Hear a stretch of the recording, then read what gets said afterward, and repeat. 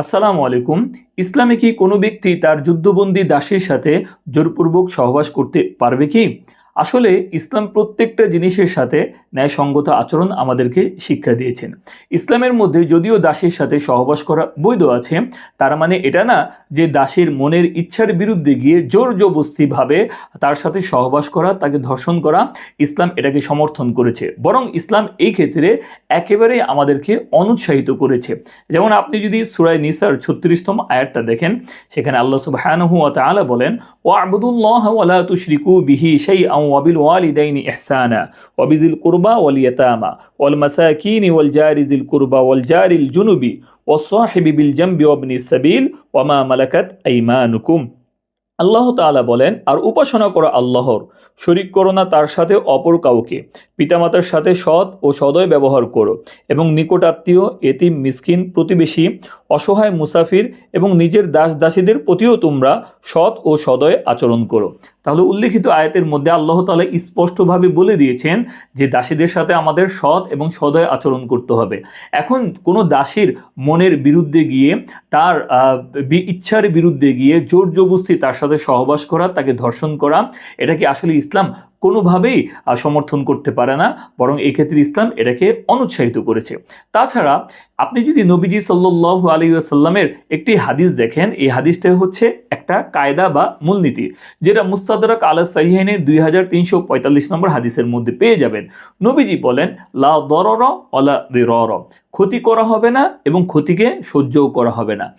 এই হাদিসের মূলনীতির উপর ভিত্তি করে ওলামায়ে কেরামরা অনেক মাসআলা বের করেছেন। তার মধ্যে থেকে এটাও একটা, যে এমন কোনো কাজ যেই কাজে আরেকজনের ক্ষতি হচ্ছে এবং এই ক্ষতিটাকে ইসলাম কোনোভাবেই সমর্থন করবে না এবং এটাকে সহ্যও করা হবে না। এখন দেখেন, দাসীর সাথে সহবাস করা এটা বৈধ, এই জন্য কি তার ইচ্ছার বিরুদ্ধে গিয়ে, তার মনের চাহিদার বিরুদ্ধে গিয়ে, তার শরঈ ওজরের দিকে খেয়াল না করে, তার শারীরিক অবস্থার দিকে খেয়াল না করে জোর জবরদস্তি আমাকে অনুমতি দিয়েছে, এই জন্য কি আমি এটা কি করতে পারবো? হাদিসের ভাষ্য হচ্ছে যে না, এই ক্ষতি করা হবে না এবং এই ক্ষতিটাকে সহ্যও করা হবে না। তাছাড়া আপনি যদি বিভিন্ন কিতাবাদিতে দেখেন, তাহলে সেখানে লেখা আছে, দাসী যদি মনিবের স্পর্শটাকে অপছন্দ করে এবং তার শয্যা সঙ্গিনী হতেও অপছন্দ করে, তাহলে মনিবের উচিত হচ্ছে তার সাথে শয্যা ব্যবহার না করা, তাকে স্পর্শ না করা। যেমন আপনি যদি কিতাবুল মিনহাজ ফি শুআবিল ঈমান এর 3য় খণ্ডের 266 নম্বর পৃষ্ঠাটা দেখেন, সে জায়গার মধ্যে আবু আব্দুল্লাহ আল হালিমি রহিমাহুল্লাহ, যার ওফাত হচ্ছে 403 হিজরিতে, প্রায় 1000 বছর আগেই কিতাবটা লেখা হয়েছে। সেখানে তিনি লেখেন, ওয়াইনিস তানো জারিয়াতান ফাকারিহাত আইয়ামাসসাহা আও ইউদাজিআহা ফালা ইয়ামাসসাহা ওয়ালা ইউদাজিআহা ওয়ালা ইয়াতাআহা ইল্লা বিইজনিহা। কোনো ব্যক্তি যদি একটি দাসী ক্রয় করে আর সে যদি তার স্পর্শ করা বা তার সঙ্গে সহবাস করাকে অপছন্দ করে, তাহলে তার অনুমতি ব্যতীত তাকে স্পর্শ করবে না, তার সঙ্গে শয্যা সঙ্গী হবে না। তাহলে এই জায়গার মধ্যে স্পষ্টভাবে বলে দিচ্ছে যে তাকে স্পর্শ করবে না, তার সঙ্গে শয্যা সঙ্গীও হবে না এবং সহবাসও করবে না, শুধুমাত্র দাসীর অপছন্দ হওয়ার কারণে। তাছাড়া আপনি যদি সূরা নূরের 33তম আয়াতটা দেখেন, সেখানে আল্লাহ তাআলা বলেন, ওয়ালা তুকরিহু ফাতায়াতিকুম আলাল বিগাই ইন আরাদনা তাহাসসুনা লিতাবতাগু আরাদাল হায়াতিদ দুনিয়া ওয়া মা ইউকরিহুন্না ফা ইন্নাল্লাহা মিন বা'দি ইকরাহিহিন্না গফুরুর রহিম। দাসীরা নিজেদের পবিত্রতা রক্ষা করতে চাইলে তোমরা পার্থিব জীবনের সম্পদের লালসায় তাদেরকে ব্যভিচারে বাধ্য করো না। যদি কেউ তাদের উপর জোর জবরদস্তি করে, তবে তাদের উপর জোর জবরদস্তির পর আল্লাহ তাদের প্রতি ক্ষমাশীল ও পরম দয়ালু।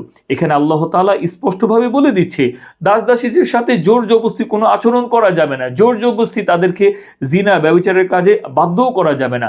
যদি ওই হারাম কাজে বাধ্য করা যদি না যায়, তাহলে হালাল কাজেও তাদেরকে বাধ্য করা যাবে না, যেমনটা ইবনে হাজার আল আসকালানী রাহিমাহুল্লাহ ফাতহুল বারির 12তম খণ্ডের 319 নম্বর পৃষ্ঠার মধ্যে বলেছেন।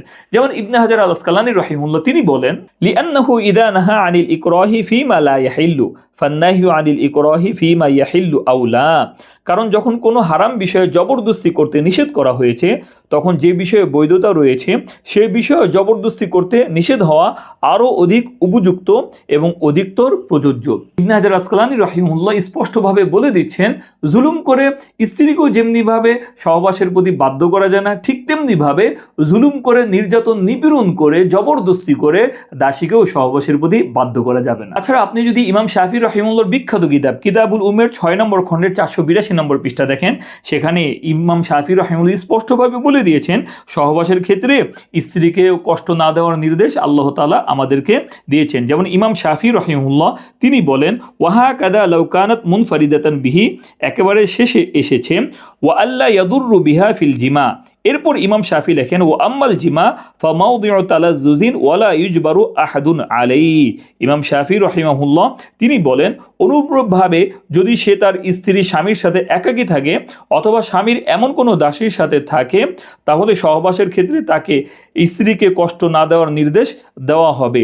এরপর একেবারে শেষে লেখেন, পক্ষান্তরে সহবাস হলো আনন্দ উপভোগের বিষয়, এতে কেউ কাউকে বাধ্য করা যায় না, এতে কাউকে বাধ্য করা যায় না। তাহলে এখানে ইমাম শাফি রাহিমাহুল্লাহ স্পষ্টভাবে বলে দিচ্ছেন যে সহবাস একটা উপভোগের বিষয়, এখানে কাউকে বাধ্য করা যায় না। তাছাড়া আপনি ইসলামী ইতিহাসের এমন কোনো নজির, এমন কোনো দৃষ্টান্ত, উদাহরণ দেখাতে পারবেন না যে সাহাবায়ে কেরামদের থেকে নিয়ে যতদিন দাসপ্রথা ছিল, যে কোনো একজন দাসীকে জোর জবরদস্তি তার সাথে তার ইচ্ছার বিরুদ্ধে গিয়ে কোনো সাহাবায়ে কেরাম, তাবিঈ, তাবিঈ, আইমায়ে মুজতাহিদিন কিংবা অন্য কোনো ইসলামী ব্যক্তিত্ব যাদের অনুসরণ করা হয়, তারা দাসীর বিরুদ্ধে গিয়ে, দাসের মনের চাহিদার বিরুদ্ধে গিয়ে তাদেরকে ধর্ষণ করেছে অথবা তাদের সাথে সহবাস করেছে, এর একটা দৃষ্টান্ত আপনি দেখাতে পারবেন না। বরং আমরা যদি ইসলামী শিক্ষা দেখি তাহলে আমরা দেখতে পাই যে প্রত্যেকটা কাজের মধ্যে দাসীদের সাথে, দাসদের সাথে সদাচরণের শিক্ষা দিয়েছে। কিভাবে তাদেরকে আজাদ করা যায় এই শিক্ষাটাই ইসলাম আমাদেরকে দিয়েছে। এখানে সার কথা আমরা এটাই বলতে পারি যে জুলুম যেই জায়গার মধ্যেই পাওয়া যাবে, এটা স্ত্রীর ক্ষেত্রেও এটা জায়েজ হবে না, এমনিভাবে দাসীর ক্ষেত্রেও জায়েজ হবে না। যেমন আমরা দেখি বিবাহের অনেকগুলো স্তর আছে। অনেক ব্যক্তির ক্ষেত্রে বিবাহ ফরজ, কারো ক্ষেত্রে ওয়াজিব, কারো ক্ষেত্রে সুন্নত, আবার কারো ক্ষেত্রে নফল, আবার কারো ক্ষেত্রে হারাম। যে সমস্ত জায়গার মধ্যে স্ত্রীর প্রতি জুলুম করা, নির্যাতন করা, নিপীড়ন করা এবং তার উপর অত্যাচার করা একেবারে নির্ধারিত, নির্দিষ্ট এবং বিশ্বাস, দৃঢ় বিশ্বাস, সেই সমস্ত জায়গায় বিবাহ করা হারাম। ঠিক তেমনিভাবে যে সমস্ত জায়গার মধ্যে এইরকমভাবে সহবাস করতে গিয়ে স্ত্রীর প্রতি জুলুম হয়, দাসীর প্রতি জুলুম হয়, এটাই হচ্ছে ইসলাম অনুৎসাহিত করেছে, এটাই ইসলাম আমাদেরকে কোনোভাবেই সমর্থন করে না। তো আশা করি আমরা এই সমস্ত সার কথা থেকে এটাই বুঝতে পারলাম যে একটা বিষয় আমার জন্য জায়েজ হয়ে গেলেই ওই বিষয়টার জোর জবরদস্তি আদায় করা, ওটাকে ধর্ষণ করা অথবা একেবারে জোরাজুরিভাবে ওইটাকে আদায় করতেই হবে, মানুষের প্রতি জুলুম করে, স্ত্রীর প্রতি জুলুম করে, দাসীর প্রতি জুলুম করে, এটাকে ইসলাম কোনোভাবেই সমর্থন করে না। ইসলাম আমাদেরকে এই ক্ষেত্রে অনুৎসাহিত করেছে। এবং এই বিষয়ে যদি আপনাদের আরও কোনো মতামত থাকে কিংবা আপনাদের যদি কোনো চিন্তা পার্থক্য থাকে, তাহলে অবশ্যই আমাদের কমেন্ট বক্সে আমাদের সাথে শেয়ার করতে পারেন। আমরা এগুলো নিয়ে আরও বেশি গবেষণা করব।